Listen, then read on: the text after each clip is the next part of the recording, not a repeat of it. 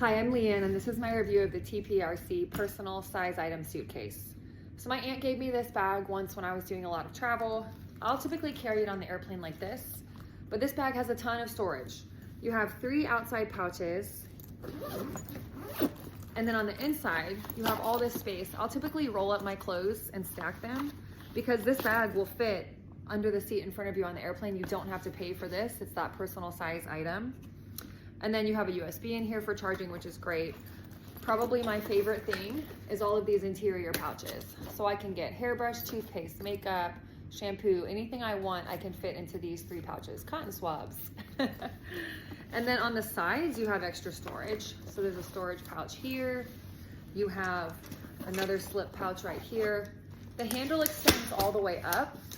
It slides really easily. So I'm 5'11", and this is plenty tall for me to be able to use comfortably. I think the only thing I would change about this bag, I would give it 4 wheels so I could kind of push roll it in front of me, but it does just have the 2 wheels. But they move easily, and this is an item that I use every time I travel now. I love that it doesn't cost extra, and I definitely recommend it.